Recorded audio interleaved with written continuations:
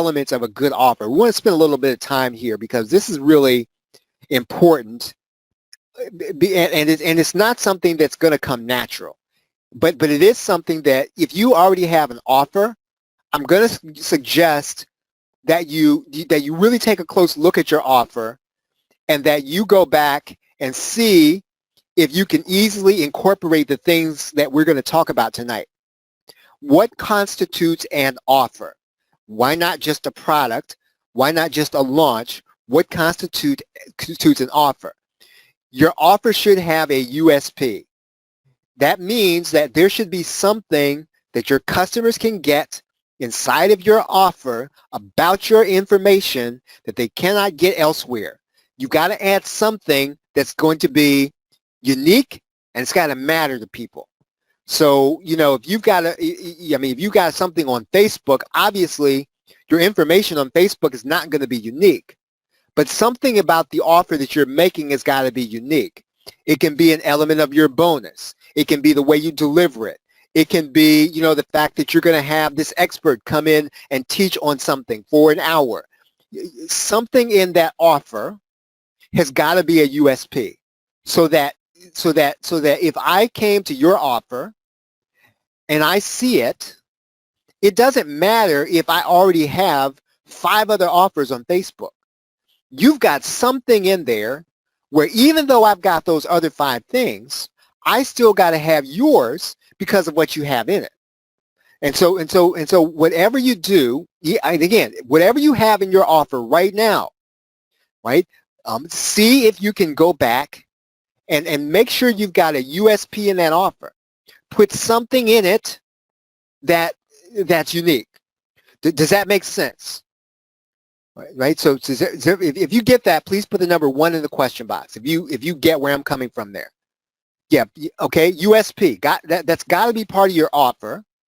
And then what you've got to try to do with your bonuses. And this is where I say that if you were to buy all the PLR offers that ever existed for between now and the end of time, right, and the end of the world, if you're launching every week, you would not have enough PLR. Here's why I say that.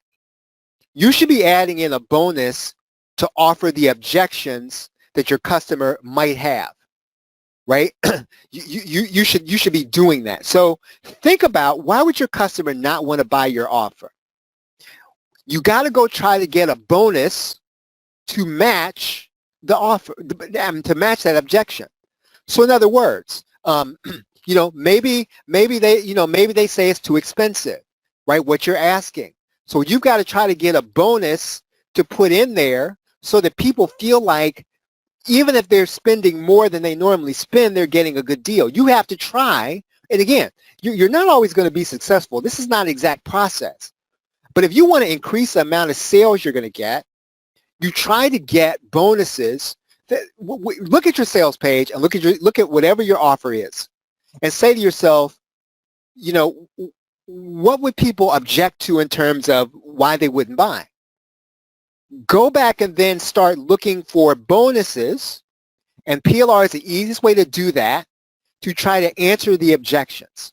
For example, let's say I don't know anything about WordPress or SEO. Okay, so what do?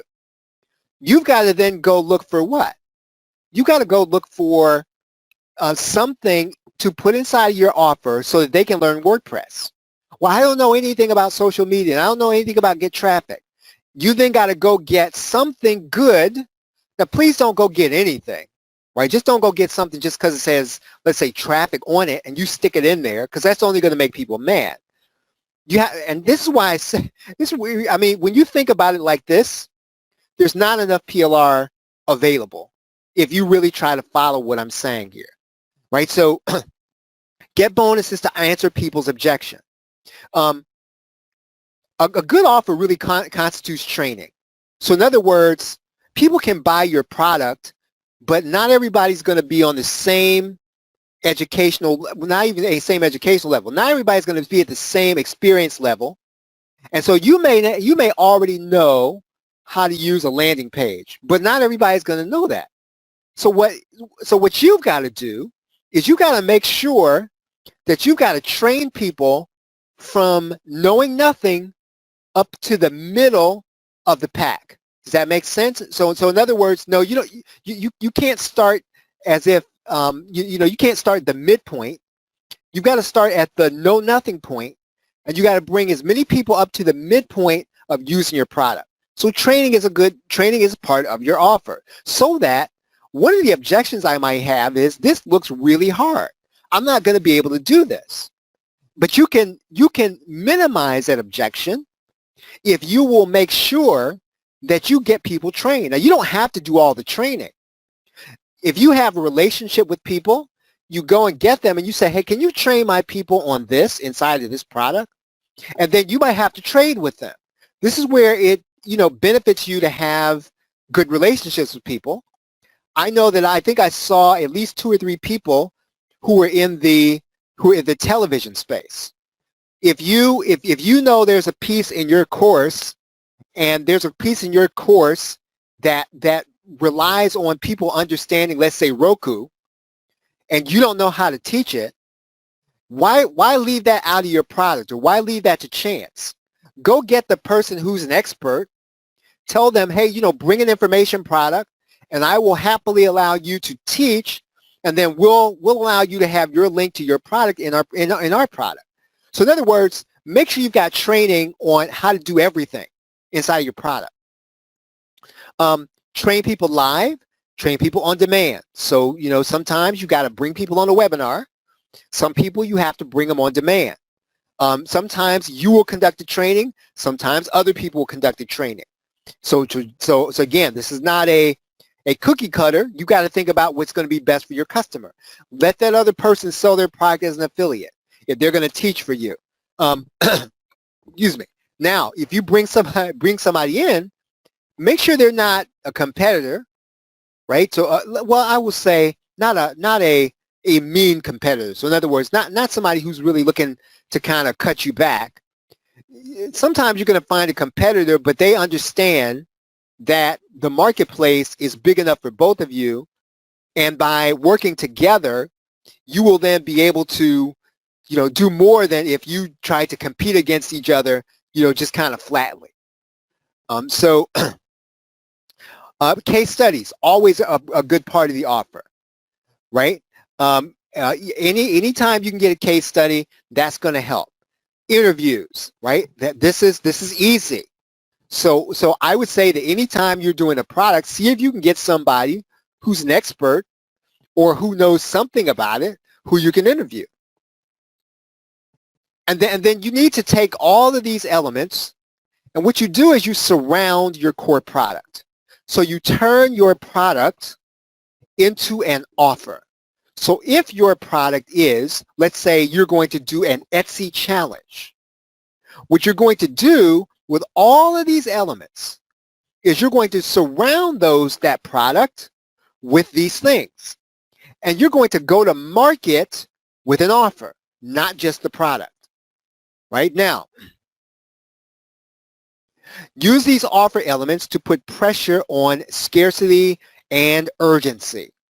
Use these offer elements to put pressure on scarcity and urgency, right? There are 2 additional elements in a good offer. So when you go back and you're evaluating your offer, I want you to look at your offer and decide whether you have scarcity in the offer. Scarcity will make things sell. And sometimes, and one of the reasons why you want to add scarcity is because until you have an evergreen product, you will not know if your product really would have sold or not. So basically what you're telling people with scarcity is there's not an unlimited number of everything. So in other words, there's some parts of this offer that not everybody's going to get because they didn't act when I asked them to. So you got to add some element of scarcity if you're trying to see if this is going to sell. Because you can be driving traffic to an offer and people really could want it, but if there's no scarcity, they may want it, they're not going to act.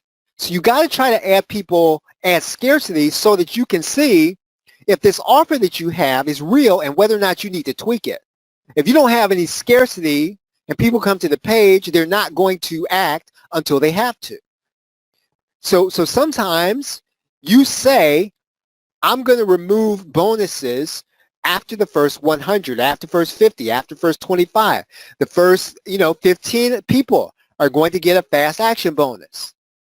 And after that 15, pull it out, right? Be true to your word. Now, this is where, if you heard the Tuesday session, I talked about making sure that your page system is modular. What do I mean by that? That means that you want to make it easy to go back to your sales page and take out the bonus. So you can do it really fast. You can go to your download page, take off the bonus. Right now, you got to make sure to tell people when they get to the download page, they got to download it right away, right? Because it's not going to be there. Warn them in your welcome video. Say, when they get to the download page, welcome them, tell them, watch this video, and you tell them that you're going to be removing this element from the download page. It's only for fast action takers, right? So you're going to have to warn your people. Sometimes if you do an interview, right, that's only for fast action people, right? Scarcity. So not everybody's going to get it. And this has nothing to do with time. This means after a certain number of people, it's removed. And basically what you're telling people is you got to be one of those first 10 people. You got to be one of those first 50 people. You got to be one of those first 100 people. You got to put that pressure in there, because if you don't, you won't be able to tell whether or not your offer is working. So they're removed after a certain number. You may have to, and I just talked about taking out your delivery page, you may have to use 2 different delivery pages, right? You could do it that way, so that delivery page 1 is for the first 15 people. But again, just make sure you tell those people they got to download their stuff, as soon as they get there. Now, urgency is also necessary. You need to add this both. It's slightly different. So urgency is, you don't have all day and all night. You don't have unlimited time to make a decision. So try to look at your offer to see if there is some kind of urgency. Now, take a look at your audience, and some people, they may or may not take well to these tactics, but what happens is, they will buy or they won't. So you need to kind of put them in. In some cases, if your market is different, you may have to put them in more tactfully. So just make sure you state it tactfully, but don't leave it out. So either you have to state it, sophisticated, you have to say it in a sophisticated manner. Don't leave it out. Take bonuses out after a certain period of time, right, in special content. And try to combine scarcity and urgency in your offer. Is everybody with me so far? So if you're with me so far, you understand the elements of a good offer. You understand scarcity and urgency. Please put the number 3 in the question box. You're with me so far. Okay, great.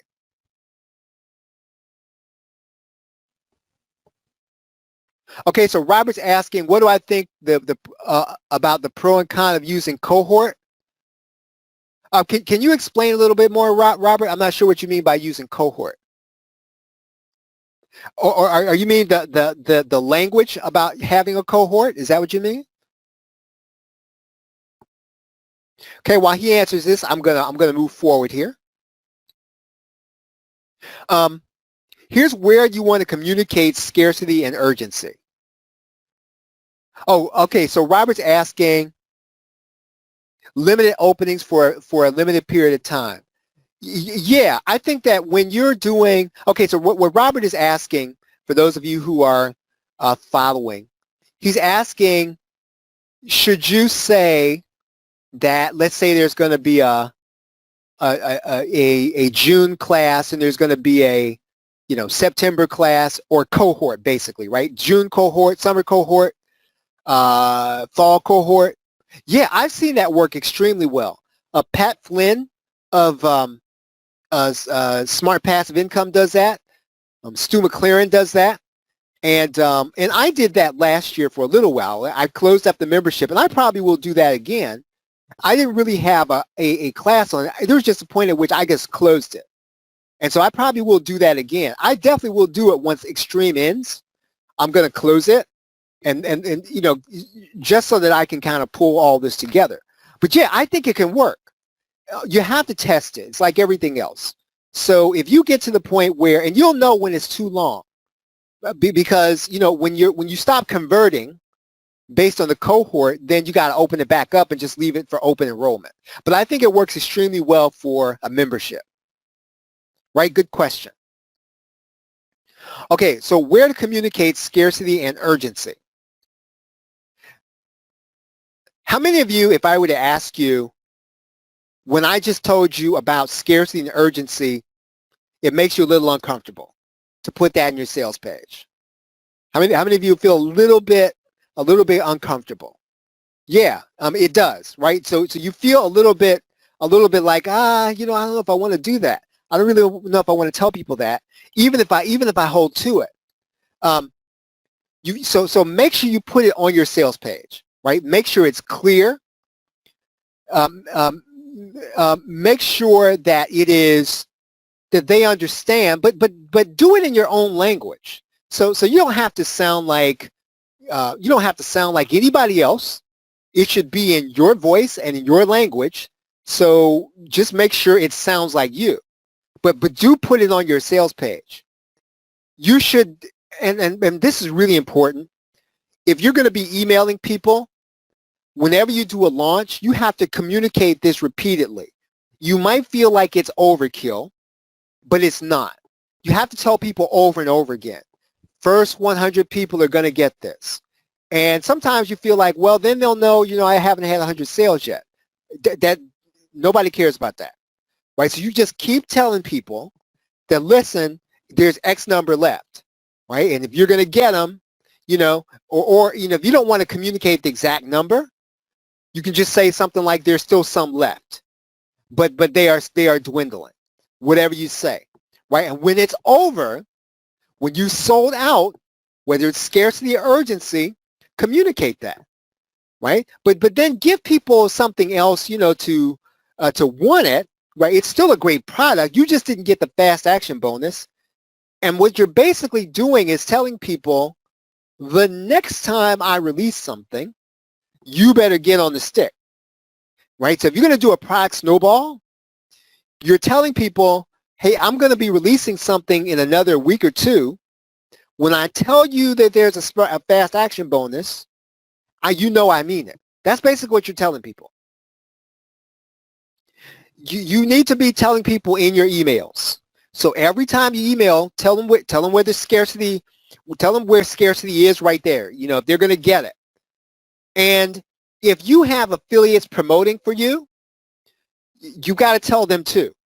So I would suggest that if you have affiliates, email your affiliates every day and tell your affiliates every day that they need to communicate. One of the things I've taken to do, and I don't really have a lot of active affiliates, but one thing I've taken to doing is I will put all of the elements of their promotion for the day in an email. So whereas you can probably go and get a swipe in some places, I try to put that same swipe in the email that I send the affiliates so that they know, hey, today's the day. You need to tell people that, you know, the scarce elements are running out so that the urgent elements are running out. Right. So Rick is saying that time-based urgency is uncomfortable and easy, at least uncomfortable to do and stick with. Right. Yeah. You know, it's one of those things where as long as you stick to it, right? As long as you stick to it. And if you're doing, here's what I'll say to you about this. One of the reasons why I suggest that you do a product snowball is so that when you have a bad launch, you know what's going to happen? Nothing. You move on to the next one and you learn by launching. So you end the launch, you put the price on Evergreen, and then you launch a second product and you get it right a second time. Listen, nobody cares that you got it wrong and nobody even knows. So what? So you launched something and it only sold 2 copies or it didn't sell any. and it didn't sell anything because your copy wasn't great. So what? What you've got to do is you've got to be in product snowball production mode. And you've got to get right back and you've got to launch a second time. And one of the reasons why you should be using, your PLR to create challenges, using your PLR to create, case studies and stuff is because you should be launching all the time. And if you're doing a workshop, you need to have something to sell anyway. So for the same reason that I say to you that if you have a bad workshop this week or you are off this week, it doesn't matter. You're coming right back the next week. And if you come back the next week, you need to have something to sell. And so, yeah, maybe you can't launch once a week. Maybe you got to launch every other week, or maybe you got to launch every 3 weeks. Doesn't really matter. What matters is what fits your market. But you're coming back with another product launch very soon until you hit that critical mass. So Bill is asking about product snowball formula. Yes, you do. And I will send that out. I'll put that in the community as well as the and send it out in the email with the replay. Yes, you do. Okay. The real basis of this is, I'm going to ask you all another question. How many of you are sending emails every day? All right, if you are, I want you to put the number 4 in the question box. If you're not yet, put the number 5 in the question box. Okay, so if you are right now, you were sending emails every day, I want you to put the number 4 in the question box. If you are not yet doing it, put the number 5 in the question box. Right? So basically, you've got to be in the habit of sending emails every day. You really do. And what I will say is that, and let's say that right now, your list is not necessarily where you want it to be. That does not matter. I promise you that. Start sending an email, even if, put your dog on the email list, put your mom, put everybody on there that you know, right, that wouldn't mind getting an email, and start sending every day. Get in the habit of writing every day a sales email. That's the only way you are going to get better. Now, we are not at that point in the process, but you need to be doing that right now. So so in addition to the other step, if you have an autoresponder and you have names in there, start emailing those people every day. Communicate with them.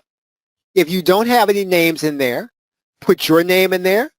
Put all your email addresses in there and start writing every day. Should take you 10 or 15 minutes, but you need to be in the habit of developing your own style of communication using email. Because I said this on Tuesday, and I really do mean it. Success will catch you off guard. If you try to start emailing, once you start getting a list and people start opting in, you're going to start feeling weird, and you're going to have all this anxiety. Oh, what am I going to say? And are they going to leave my list? And oh my goodness, they're here and they're watching, they're listening, they're reading my email. And you start trying to email then, it's going to be too late. Your brain's not going to work right. The way you get your brain to work right is you must start sending an email tonight. So I don't care how many names in your email list. Start writing to these people every day. If you want, now I suggest you make an offer, but even if you don't make an offer, which you do need to make an offer, please do. Even if you don't, then start writing every day. Yeah. So the public session, Daria, I'll put this in here, is on YouTube, right? So in general, I cover a little bit on Tuesday. And I just put the URL here in the box, right? plrshow.com/Tuesday training. Right, but basically you got to be communicating on a daily basis. And so regardless of what you're doing, please start communicating every day. Even if there's nobody on your list, Start writing every single day, doing a sales email. Hey, you might even sell yourself. So, okay. Any questions? Any questions?